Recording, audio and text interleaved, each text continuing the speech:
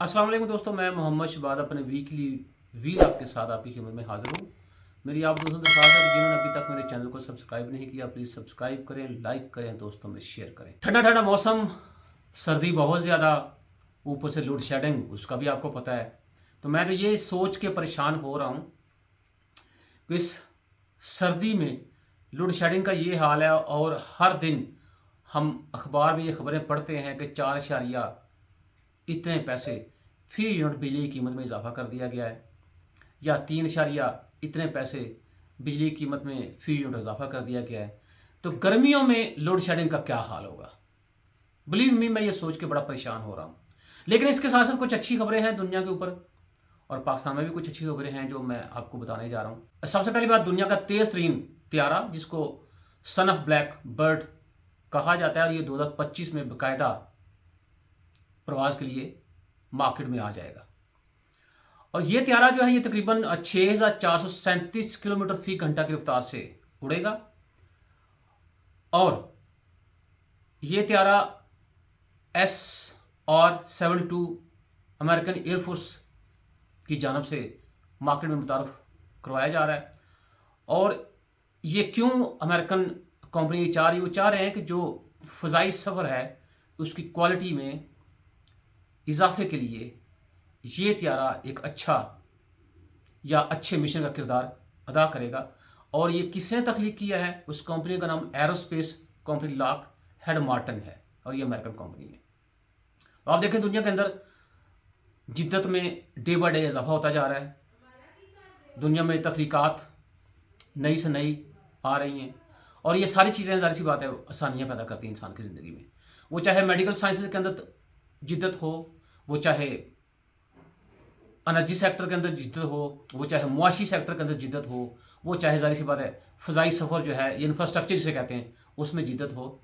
ये तख्लीकात जो हैं डायरेक्टली एंड इनडायरेक्टली इंसान की ज़िंदगी में ज़ाहिर सी बात है आसानियाँ पैदा करती हैं।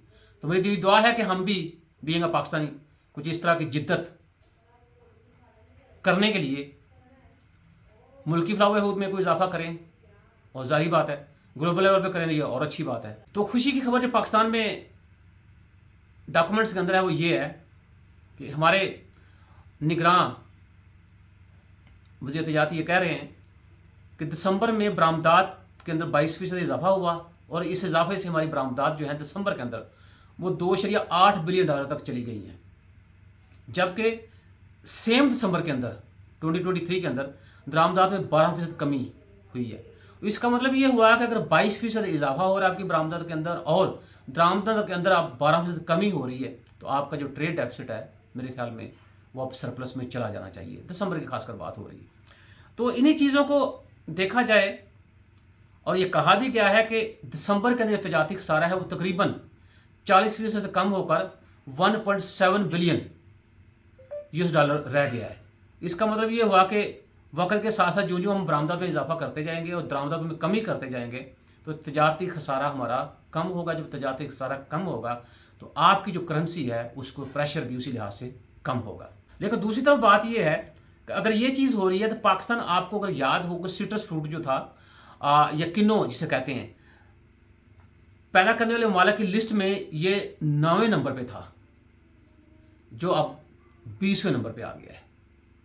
एक तरफ आप एक्सपोर्ट्स में जो इजाफा आपका हुआ वो देख लें, दरामदात में जो कमी हुई वो देख लें, लेकिन दूसरी तरफ प्रोडक्शन के ऊपर भी आप देखें कि हम कितनी खासकर तवज्जो दिए बैठे हैं। अब ये कैसे हुआ, उसमें जो ने कहा है कि सबसे पहली बात तो ये है कि किन्नों की पैदावार मज़ीद कम हो सकती है, और ज़ाहिर बात है उससे जो मुल्की ज़र मुबादला है उसमें भी कमी का सामना होगा। वो इसको सबसे बड़ी वजह क्या बता रहे हैं, पाकिस्तान में पानी की कमी का मसला दिन दिन शिद्दत अख्तियार करता जा रहा है, जबकि हमसाया मुल्क की जानब से पाकिस्तान आने वाले दरियाओं पर डैम, दराबिस वगैरह की तामीर जो है वो तशवीशनाक है। पड़ोसी मुल्क आपको पता ही है। उन्होंने ये भी कहा कि पैदावारी लागत में इजाफे के बायस काश्तकार और बागबान जो हैं अपनी अजनास और फलों की पैदावार का मुनासिब मुआवजा चूँकि उनको नहीं मिलता, जिससे काश्तकार और बागबान भी परेशानी का शिकार हैं। तो आप जनाब वाला लोगों ने क्या किया है, बजाय कि लोग ये सोचें कि हम किन्नों पैदा करें, आज उसकी पैदावार में इजाफा हो चुका है, तो बेहतर ये कि हम ज़मीन बेचते हैं तो कोई और कारोबार करते हैं। तो ये जो कमी हुई है उसमें एक मेरे ख्याल में फैक्टर पानी की कमी का भी है, और दूसरा फैक्टर ये है कि जो ज़री ज़मीन जो है उसको हम डे बाय डे बड़ी तेज़ी के साथ हाउसिंग सोसाइटी जो है उनके पेट में धकेलते जा रहे हैं। और उसका जनाब नुकसान ये हुआ कि पाकिस्तान दुनिया के जो टॉप 10 किनो प्रोड्यूसर में शामिल था वो टॉप 20 में आ गया है। तो इसके ऊपर मेरे ख्याल में गवर्नमेंट को खासी तवज्जो देने की ज़रूरत है। और इसके लिए एक ही काम मेरे ख्याल में होगा, वो ये कि जितनी लीगल इलीगल आपकी हाउसिंग सोसाइटीज़ उनको एक तो रेगुलेट किया जाए, और दूसरा कंस्ट्रक्शन अगर आपने रेजिडेंशियल हो या कमर्शियल हो करनी है तो उसको प्रॉपर प्लानिंग से किया जाए। अगर प्रॉपर प्लानिंग से नहीं करेंगे तो मैं ये देख रहा हूँ कि आने वाले चंद सालों में हमें बड़ी परेशानी का ये सामना होगा कि हम काश्त कहाँ करेंगे, क्या करेंगे और खाएंगे क्या। गवर्नमेंट ऑफ पाकिस्तान ने IMF के साथ ये मुआहदा किया कि हम आने वाले सालों में जो टैक्स दहिंदगान हैं उनकी तादाद में इजाफा करेंगे। अब बेसिकली तो टैक्स आमदन की बात हो रही है। IMF ये कहेगा अब टैक्स आमदन जो है या अपनी आमदन जो है वो बढ़ाएं और अखराजात को कम से कम करें, ताकि आपका जो आमदन और अखराजात में वो डेफिसिट है वो कंट्रोल हो सके, खसारा आपका कंट्रोल हो सके। और उसके लिए क्या हुआ कि गवर्नमेंट या FBR ने जो लोग ऑलरेडी टैक्स दे रहे थे उन्हीं के स्लैब में इजाफा कर दिया और उन्हीं से टैक्स ज़्यादा दिया जा रहा है। अब उसके ऊपर जो पाकिस्तान बिजनेस काउंसिल है उन्होंने ये बाकायदा एहतजाज किया है कि पहले से टैक्स अदा करने वालों से ही ज़्यादा टैक्स लेना कोई बड़ा कारनामा नहीं। जो पोटेंशियल टैक्स पेयर्स हैं मेरे ख्याल में उनको इकट्ठा करना या उनको रजिस्ट्रेशन के दायरे में लाना सबसे बड़ा कारनामा है। और वैसे भी आप कल की खबर पढ़ें तो उसमें FBR ने कहा है जी हमने जो कि तवक्को से ज़्यादा आमदनी हमें हुई है थ्रू टैक्स कलेक्शन, तो अब उन्होंने अपने मुलाजमीन जो हैं उनको बोनस तनख्वाहें 2 से 4 बोनस तनख्वाहें देने का ऐलान किया है। तो ये भी बड़ी मज़े की बात है कि अगर चाहते हुए ना चाहते हुए आमदन में टैक्स कलेक्शन में इजाफा हुआ है तो उसका मतलब ये नहीं है कि जो लोग वहाँ पे काम कर रहे हैं उनको 2-2 4-4 बुनियादी तनख्वाहें जो दी जाएं, उसके अलावा बाकी लोगों के बारे में सोचना चाहिए। तो बेहतर ये को पैसा बचा के किसी और काम में लगाना चाहिए। किसी गरीब बंदा जो है या किसी गरीब आवाम जो है उनके फलाह बहुत कुछ मनसूबे हैं उसके पर खर्च करना चाहिए, ताकि पता तो चले कि वाकई टैक्स कलेक्शन से जो आमदन आपको हुई है उसका सही इस्तेमाल हो रहा है। और IMF ये भी तो रो रहा है आपसे कि आप जो टैक्स से कलेक्टेड आमदन है आपकी उसको सही मानों में इस्तेमाल करें, ना कि अनप्रोडक्टिव एक्सपेंसेस जो उसको बढ़ाएं। और आप देखें कि FBR ने कितना अच्छा काम किया है। तनख्वाहदार तबका जो है जिसमें जारी बात मैं एक प्रोफेसर मैं शामिल हूँ या और तनख्वाह वाले लोग जो शामिल हैं, उन्होंने एक्सपोर्टर से 243% ज़्यादा टैक्स दिया है। 243% ज़्यादा टैक्स पे किया कि इन्होंने जो सैलरीड तबका है आपका। तो इसका मतलब ये मैं तो कारनामा नहीं समझता FBR का कि अगर इन्हीं से ही ज़्यादा टैक्स लिया जा रहा है और जो आपका एक्सपोर्टर तबका है उसको या तो उनको अभी इग्नोर कर रहे हैं या उनसे अब टैक्स इकट्ठा नहीं कर पा रहे। अब कहा यह जा रहा है कि जुलाई और दिसंबर तक तनख्वाहदार तबके ने 158 अरब रुपया, जबकि एक्सपोर्टर्स ने 46 अरब रुपये का टैक्स जमा करवाया है। सिंध में 66 अरब रुपया, पंजाब में 59.4 अरब, KP के 9 और बलूचिस्तान से 4.2 अरब रुपये का टैक्स जमा किया गया है।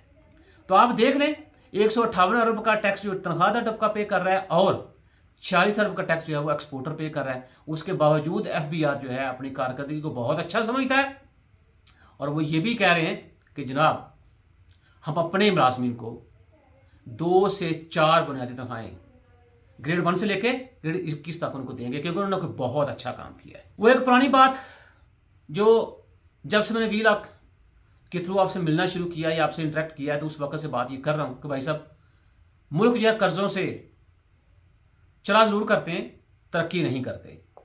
तो अब जाके मुफ्ती इस्माइल साहब ये बात कर रहे हैं कि IMF के पास जाने वाला मुल्क कभी तरक्की नहीं करता, नहीं कर सकता। और खैर वो ये भी कह रहे हैं कि 2024 का साल जो मुआशी लिहाज से बेहतर होगा। हाँ बेहतर होगा, लेकिन बात इसके साथ लिंक है इकोनॉमिक पॉलिसी या मुल्क के अंदर पॉलिटिकल स्टेबिलिटी है। वो अगर इकोनॉमिक जो स्टेबिलिटी नहीं होगी, पॉलिटिकल स्टेबिलिटी नहीं होगी, फिर मेरा नहीं ख्याल कि हम ये सोच सकते हैं कि 2024 का साल जो है वो मुआशी लिहाज से बेहतर होगा। बट इसका मतलब ये भी नहीं है कि 2024 का जो साल है उसके अंदर दूध की नहरें जो बहना शुरू हो जाएंगी। अब वो खैर थोड़ा सा बात को यूं कर रहे हैं कि IMF जाने का मतलब बीमार का डॉक्टर के पास जाना है, मुल्की मुआशरत में मौजूद बीमारियों का इलाज करना पड़ेगा। मुल्क मिडिल क्लास की मुआशरत ठीक करना पड़ेगी। नौकरी पेशा अफराद अपने बच्चों की कफालत नहीं कर पा रहे। क्यों? अभी देखें ना कि जो सैलरीड पर्सन क्लास है वो 158 अरब रुपये का टैक्स अदा कर रही है, और जो एक्सपोर्टर है वो 46 अरब रुपये का टैक्स अदा कर रहा है। तो यहीं से देखेंगे जो अब सैलरी क्लास को तनख्वाह दे रहे हैं वो उसका मेजर चंक तो अब टैक्स की फॉर्म में उनसे वापस ले रहे हैं। तो बेचारी वो सैलरी क्लास जो है वो कहाँ अपने बच्चों की कफालत करेगी? तो फिर मुझे बताएं कि हमारा सिस्टम उस सैलरी तबके को धकेल नहीं रहा कि आप भी करप्शन करें? तो हमें थोड़ा सा ये ओवरऑलिंग जो है, ये बात भी ठीक है कि मरीज जो डॉक्टर के पास ही जाता है और डॉक्टर ही इलाज जो है वो दरियाफ्त करता है और डॉक्टर ही मरीज का इलाज करता है, लेकिन उसके लिए ज़रूरी है कि मरीज जो है उसको जो डॉक्टर्स एहतियात के बारे में बात करता है, मरीज़ को उसके ऊपर अमल दरामद करना चाहिए, क्योंकि इलाज से बेहतर होती है एहतियात। अगर वो एहतियात वक्त के ऊपर कर ली जाए तो आप ठीक भी रहेंगे, मरीज़ ठीक भी रहेगा, सेहतमंद भी होगा और आगे भी बढ़ेगा। वरना तो जनाब आप ये वीडियो देख रहे हैं, ऐसा ही होगा। बीफ बिरयानी मांगी जाएगी आपसे, बीफ बिरयानी के पैसे अगर आप मांगेंगे तो फिर भाई साहब आपको यही कहा जाएगा, या तो बीफ बिरयानी बना के दे दो या तुम्हें किसी संगीन मुकदमे में फंसा के जेल भेज दिया जाएगा। तो फिर आप क्या फैसला किया आपने? बीफ बिरयानी बना के देनी है, उसके पैसे मांग रहे हैं, या आपने जेल जाना है? ये फैसला आप खुद कर लीजिए।